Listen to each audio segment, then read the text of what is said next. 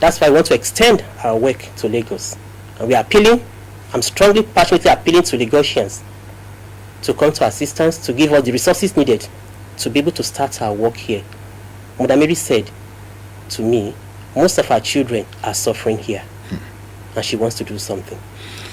Now, how do you do this work? You have people with you who also are they also dreamers like you, or visionaries like you, or you recruited them, you pay them salaries or something? No, I have wonderful volunteering members who work with me. They are married people from all walks of classes. Then I have young men as well who want to be celibate like myself, who wants to be religious, and then dedicate their whole life to the service of the poorest of the poor.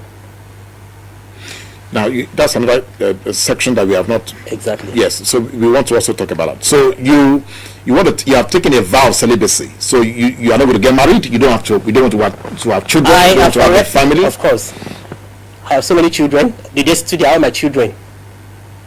I have already consecrated myself to God, to be single, to be for Him for life. That's a lot of discipline, you know. Of course it is. And your parents are not a little bit worried about you? Not at all. Because they know from the very beginning the vocation that I've chosen and the call that God has called me into. Okay. So they are really supporting the work. Now, some people are a little bit anxious, you know, especially when it comes to dreams, visions, you know, prophecies, revelations. So how much of that really can we, you know, either look at on the basis of the truth or just some personal conviction? Well, Jesus tells us, He says, by their fruit you shall know them. Anybody claims to have seen vision, prophecy, or whatever, let's watch and see. By the fruit that it bears, we will be able to say, yes, truly this person is from God. Like Jesus, even those who were against Him later said, yes, truly He is the Son of God. That's how it is. Yeah, because why I asked is that well, like you said, maybe the fruit will bear them out. There are so many people parading the streets, you know, trying to convince especially poverty-stricken Nigerians that they have visions, so they should come and follow their visions, you know, and all that and all that. So I'm just a little bit worried that getting your message across to the street may face the same challenge. You don't? Not at all. Jesus tells us. He said, whoever lights a lamp, you put the lamp under the table. He said the lamp will be put on the table so that people will see. You don't need to come and tell people, oh, come. No, not at all. The work of your hand will tell who you are. Of course, this is our 9th year now. And we are coming to onto TV for the first time now.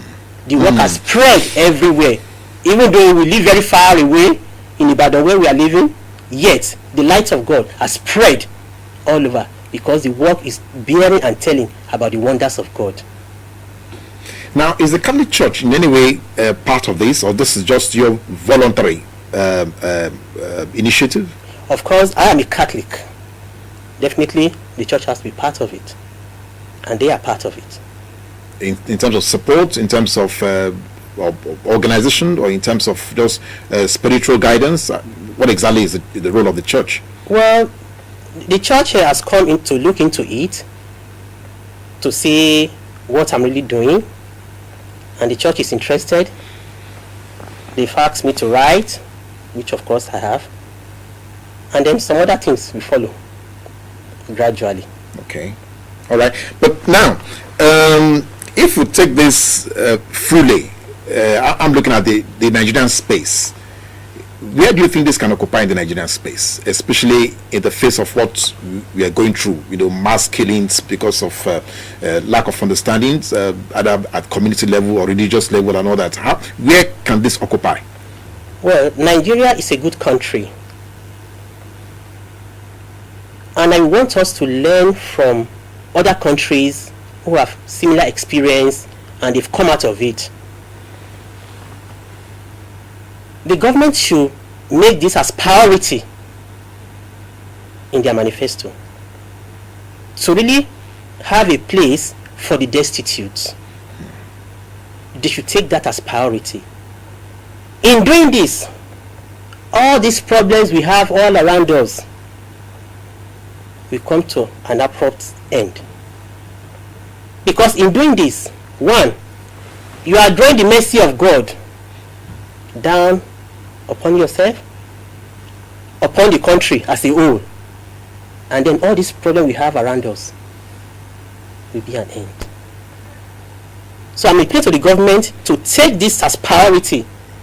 Take, for example, if you come to Ibadan, you will see so many religious communities. We have the Redemptorists, we have the Dominicans, we have the Salesians, so many. The highest religious communities in Africa, they are in Ibadan. And when you see the structures of these religious buildings, I imagine what they have in their own countries, where they come from. Some you will see supported by the federal government of Germany, supported by United Kingdom, supported by this, supported by that. Here is our own. What are we doing? I'm putting it as a challenge to religious orders, as a challenge to the federal government as well. Let us support good initiative. Then there will be peace, then there will be harmony, then there will be love, and then there will be mercy in the land. Well, that actually, I'm sure, is the desire of virtually every Nigerian. But the question that is still begging the issue would be, why has it always been so difficult to dream of solutions to these problems that we have narrated? Why can't people come up with a vision to, I mean, you're already, like this dream that you have now to rescue the destitute, the abandoned. I mean, that's a beautiful dream. So why can't we have somebody to dream up a solution to some of these? Thank you. That's a very beautiful question. We have so many people that have such dreams, and we have quite a lot that kills people's dreams.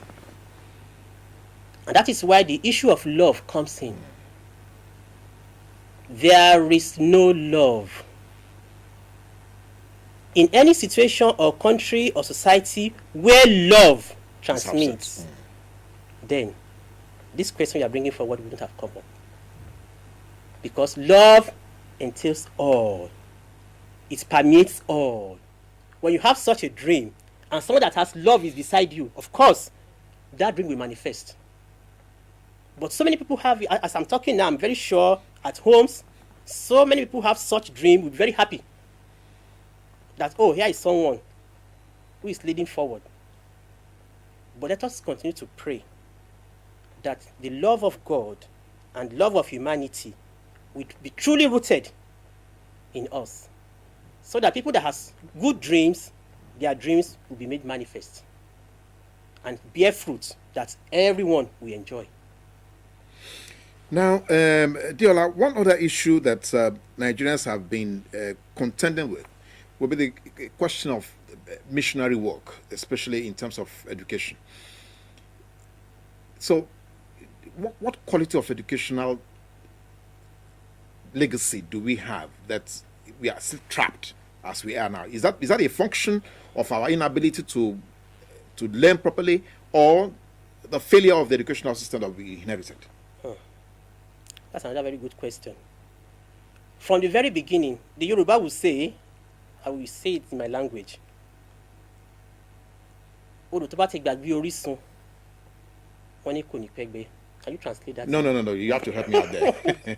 You just have to help me out there. That a river that deviates from its source, we surely forgotten. It will just dry up. From the very beginning and the history of Nigeria, we have the missionaries who travel far away from their country to establish here. And one of their key points is education. And then we cannot disprove it. Most of our leaders benefit from that. All the values, all human values, moral values, they were all there. They were taught in schools then. But where are they now? Where are they? But some leaders are still there. What? The same leaders who benefited from those education. That's what we are saying, the same thing. Where are they? Where are those values now? Where are those values? You go to secondary schools, you find students confronting his teacher, abusing his teacher. The teacher has nothing to say. Is that good enough for the nation?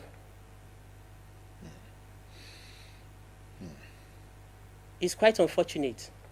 We have to do something. We have to go back to the source.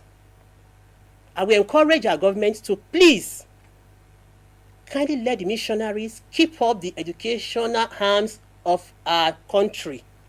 It will really help to bring back the moral values. We are losing everything out. It's a pity. And it's very dangerous. In the next decade, it will be terrible. All right, don't let's get into the pessimistic mood. Let's find a way, for young Nigerians like you, who probably say have hope that Nigeria will be better than this. So, what hope do we have for younger Nigerians, especially if you look at the dismal landscape that we're just faced with? Of course, there is hope. Take for example, like our organization. I see young men coming around. They want to join us, to be part of the work. It gives me hope.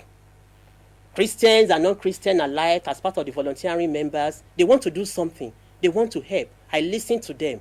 I could see that, yes, there's a little hope. There's light coming into the country.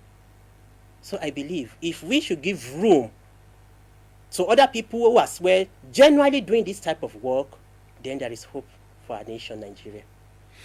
Now, you are very articulate and also persuasive.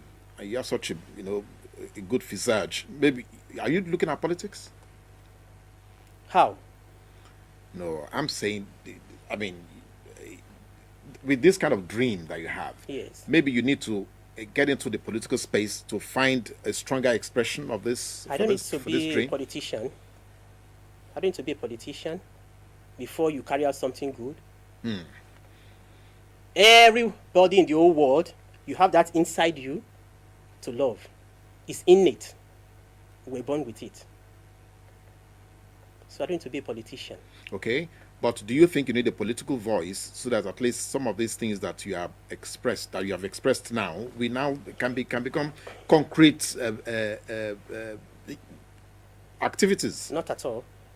That word political is relative, because we have even among the politicians those who are really doing well. Yeah. In recent past, presently, who are really doing well. I would want to mention a few names here. Yes, yes, they are really doing well, because it's inside them, not because they are politicians, because they have that initiative and the ability, the potential right inside them. That's why they're able to do that. You don't need to be a politician. The politicians, what have they done? I can't imagine someone taking the old money that belongs to the nation and then you do away with it. And you say the person is a politician. He's not a politician. The person has a mental problem. The person needs rehabilitation.